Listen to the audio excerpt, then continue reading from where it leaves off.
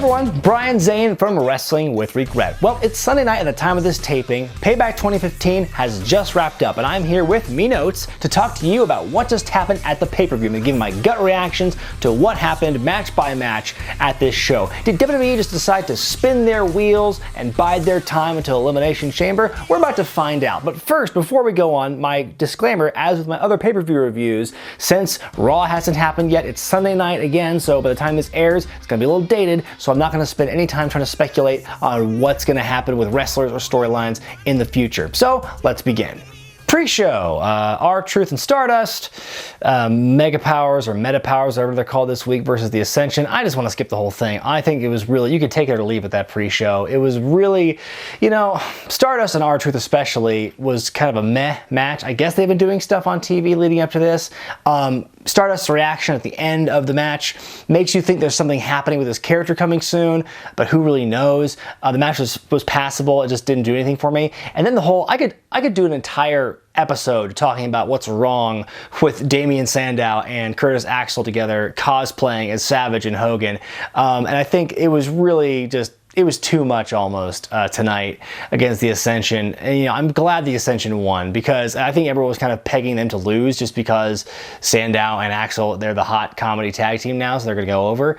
But, I mean, it's just so much wrong with that whole storyline, and I really hope it doesn't go on forever. That's all I'm going to say on it. You know, the match, again, was serviceable, but it was just too much cosplay, and it really just shows, you know, it's like, how dumb do we think wrestlers are, where, you know, what wrestler thinks, oh, all I have to do is act like Hogan, and then I'll be a good wrestler. That's like a basketball player saying, oh, all I have to do is play like Michael Jordan or LeBron James or Kobe Bryant and I will immediately become a better player. I'll be like them. It's a really dumb philosophy and really dumb mindset, and I hate the whole gimmick. You know, at least they're doing something though, I guess. They're, you know, one more in a sea of comedy gimmicks, but, you know, let me tell you how I feel. Anyway, pre-show, let's just skip it for now. First match of the main show, Dolph Ziggler versus Sheamus in their rematch from last month, the Extreme Rules Kiss Me Arse match. I find it very interesting that in this feud they had that the gimmick match was the first match. Usually it's the other way around, but that's just the consequence of having an all gimmick match pay-per-view. Be that as it may, it was a very good match overall. Ziggler and Sheamus, they can't really have a bad match with each other in general. Everything they do looks so good and so snug. They're really fun to watch, and their styles just really go well together. The powerhouse versus the quick and agile kind of Shawn Michaels light. You know, you know, I think the finish was great. The headbutt with the blood, you know, the bleeding hard way. That with the selling made the Brogue Kick finish look so much more brutal than it normally would. Plus, the blood was just outrageous how much he bled from that headbutt. You know, usually right now in 2015 we're conditioned to not see much of any blood at all. You know, it's purely accidental in most cases, but when it was that much, it was just it was crazy to see. A couple nitpicks though. I hate Sheamus's catchphrase. I like his gimmick. I like him being a heel now, but I hate his "Are you not entertained?" catchphrase. I mean, I think Vince must have just now watched Gladiator, so he wanted to give that line to Sheamus. Second of all, I think it's very interesting how WWE has banned the curb stomp for Seth Rollins when the Famouser is the exact same bump. It's a drop onto your face. It's the same bump, and I don't know why they haven't put those two and two together. But be that as it may, it was a very good match. Ziggler got his heat back from the Kiss Me Arse thing halfway through, so he got his little revenge that way. It was a fun moment, and then, of course, the blood and the Brogue Kick made it a really cool finish. So again, very good way to start the show. 2 out of 3 falls match for the Tag Team Championships, New Day versus Ken Cesaro. I could watch these guys wrestle all day, every day. You know, they're just such a joy to watch. Xavier Woods is a treat as a mouthpiece. He's hilarious. The one thing I'll say about New Day that kind of bugs me is that I wish they would continue to be oblivious heels, you know, but still thinking their faces, kind of like early Kurt Angle and, you know, NXT era Bo Dallas. I think what they're doing now, they basically usurped current Bo Dallas's gimmick. You know, the guy who will run down a town, then turn around at the end and say, all you have to do is, you know, they used to be Bo Leave, now you have to do is think positive. What are they going to do with Bo Dallas now? They have 2 of the exact same gimmick. Cesaro and Kid, well, let's talk about the New Day. For as good as they're doing being heels, Cesaro and Kid are doing great as faces, and they're kind of a no frills team. They're one of those face tag teams that don't rely on a flashy look or a flashy kind of gimmick. They're not going to sing and dance, you know, but, you know, people, the fans recognize them for being great wrestlers, and they're being built as such, and that's what's making them good guys. So it's really cool and refreshing to see that. You know, I think the finish was really creative. Xavier Woods kind of subbing in, doing almost twin magic, even though he and Kofi look nothing alike, but they have the same gear on, so it's passable, I guess. It was a really fun match, really fun finish, and a great way to continue the storyline. I'm really looking forward to what happens now with the Elimination Chamber match, the tag team. I wonder if it's going to be, you know, I'm thinking it's going to be, my guess is going to be kind of war games where it's 2 guys to start from 3 different teams, and then they kind of file in one by one. It's the closest thing WWE is ever going to get to a proper war games match, so that's what I'm hoping will happen. I think a New Day and Kid and Cesaro, and whoever the third team is, probably you know, Eric Rowan and Luke Harper, would be a good match.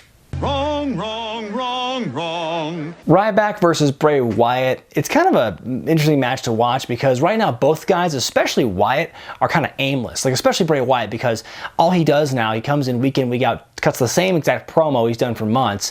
You know, they've never at this point acknowledged his match with The Undertaker at WrestleMania, so he's kind of been reset.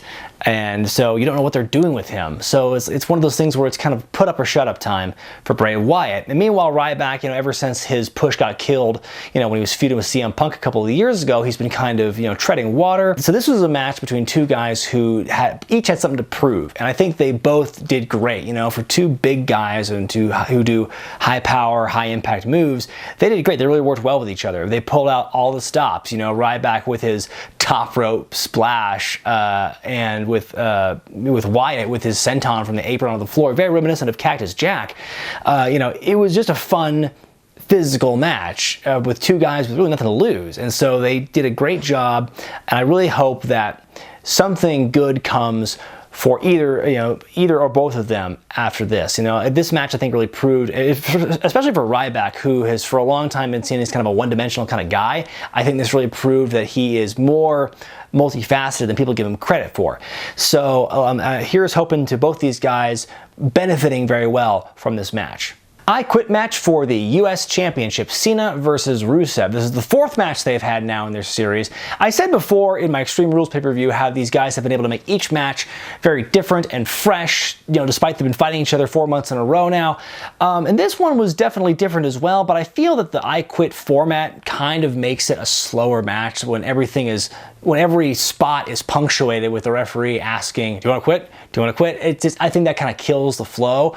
But that wasn't really their fault. That was the format of the match. So, but in spite of that, they were able to have a very good match. You know, they worked all over the crowd and they did really cool spots. They had a kind of a botchy table spot halfway through, but I think they really recovered it pretty well. The whole thing with the whole Lana and Rusev breakup is I spent the majority of the match just waiting for when was Lana going to do something? When was the Lana spot going to happen? You know, that's what it really boiled down to. So that also I felt kind of took away from the match as well. Just like what was Lana's involvement going to be? And that's going to play into something a little later in the show I'm going to tell you about later, but that was kind of a letdown as well. And then of course the Rusev giving up and then Lana translating for him, that was kind of cool. The spot with the rope was very reminiscent of when Cena and Umaga fought several years ago. It was a very similar spot. This feud is really elevating Rusev because for all last year he was fighting mid-carders and people who are just, you know, good hands like Big Show and Mark Henry and all these people who are, you know, good workers, but they were mid-carders, and Rusev was just kind of eating them up.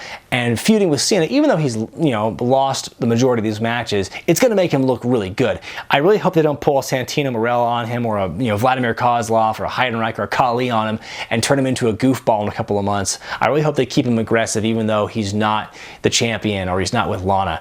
It was a very good match and a very good way to wrap up the feud. Divas tag team match, the Bellas versus Naomi and Tamina. I guess they've dropped her last name now. You know, take it or leave it. I mean, it was good to progress the storyline. It's now, okay, you know, last month I was saying how Naomi was definitely more of a heel, but the Bellas were also heels. Now it's definitely more clear-cut. Bellas are clearly face, which I still can't understand from last year and what the Bellas did to each other, much less how they got back together. And now Naomi and Tamina are full-fledged, you know, heel team, and that's fine. A little botchy at times, but, you know, good competitive match. Can't say too much about it. Obviously, it's going to go more into the feud between Naomi and the Bellas. Wrong, wrong, wrong, wrong. King Barrett versus Neville. You know, this is kind of a continuation of their feud. Last month at Extreme Rules, you know, Neville beat Barrett in the pre-show, which I thought at the time was kind of a throwaway thing. I didn't think they were going to expand on it, but they did. So a couple weeks after that, Barrett won and beat Neville in the finals to be king of the ring. So now this is the rubber match. You know, it was a serviceable match. It was a good match. They're both good wrestlers, but I feel like we've seen pretty much all we're going to see from these guys as far as opponents. This match, there wasn't anything I hadn't seen before from Neville and Barrett. It was one of those palate cleanser matches where, you know, it's like, okay, it's a good match and it gets the crowd popped, but it's like, what have we not seen from these guys already? I really hope that after Elimination Chamber, I mean, who knows, these two are probably going to be involved in the Intercontinental title chamber match. I really hope after that, these two can move on from each other and do something else. Because right now, them being with each other, while it's still exciting, the diminishing returns, they're diminishing, I'll say that much. The main event, the Fatal 4-Way for the WWE Championship. You got Randy Orton, Roman Reigns, Dean Ambrose, and Seth Rollins defending his title. You know, right off the bat, I'll just say that was a great match. I'm really glad they made it a 4-way because I'm glad they didn't do single one-on-one Rollins and Orton like the last month at Extreme Rules. That would have made it a little too bland. I'm glad they didn't make it a 3-way. They didn't keep it a 3-way with Reigns there because that would have made it a little too predictable almost. Adding Ambrose in there not only rounded it out and made it probably easier for all involved, but it was also makes it a little more unpredictable. And I say that because it was still very predictable because Kane was involved. It's the second month in a row and the second time in one show where I spent the whole match kind of waiting for Kane to do something, waiting for the outside person to do something because they were telegraphing it. They did it last month when Kane was the gatekeeper of the cage, and they did it again tonight where they had the stipulation with if Rollins loses, then Kane loses his job. You know, I think it's very lazy of the writing staff to do that because you're giving away the finish essentially. Be that as it may though, it was still a very entertaining match. It's one of those things where it's like, you know, okay, I don't care so much if the ending is predictable as long as if the match is exciting and it keeps me engaged, I don't really care. And so the main event was a really good main event. I think it was very, you know, very great spots throughout. You know, again, I'm gonna say the temporary reunion of the Shield. I mean, people were going crazy for that. It was a really great moment. And then the quick turnaround where, you know, Ambrose and Reigns beat up on Rollins afterward, and they did the 2 power bombs into the table because the table didn't break the first time. I thought that was great, thinking on their feet. The "This is awesome" chant. I want to say also right away, I think the fans, as good of a show this was, I think the fans were tossing around the "This is awesome" chant a little too freely tonight. That was kind of my observation. They did almost every match. So whether that's indicative of just the crowd being easily entertained or the show being really good, you be the judge. Roman Reigns, he's getting more than an indifferent reaction now. He's actually getting cheered. Now, obviously, when he's being put against one-on-one with Dean Ambrose, who's a clear face and everyone likes him, then he's going to get booed a little more. But they're building, like they did last month at Extreme Rules, they're building to him, you know, getting the face pops again. Like they're doing a decent job rebuilding his image after the colossal cluster that was the build to WrestleMania. So that's another good thing that came out of this match. So Rollins wins again. The pedigree looked kind of weak. I thought, you know, Triple H has always dropped people, like he's let go of the arms beforehand, but I think Rollins did it way too early. That's kind of a nitpick though. Again, very good match, very entertaining main event. And you know, what can you say? That was probably the best way possible to end the show. Final thoughts on Payback. I was initially going to give this a lower grade, more of a high C, low B kind of grade, but then I decided I would just kind of eliminate the pre-show matches from my grading system, at least for tonight, because there were 9 matches overall. 4 of them, while they were serviceable, were largely forgettable. There was the 2 pre-show matches, there was Divas, and then there was Neville and Barrett. So if you get rid of the pre-show, you have the other 7 matches, and 2 of them, you know, even though they, you know, with Divas matches, you can take it or leave it. Neville and Barrett, we've seen it before. Be that as it may, you can't really hold that against them when they're sitting there in between these 5 other great matches on the card. So I think overall I'm going to give Payback an A grade, a solid A grade for this show. I was really afraid that once they announced Elimination Chamber was coming up, they were just going to phone it in, kind of like Battleground last year before SummerSlam, which was a great show if you remember.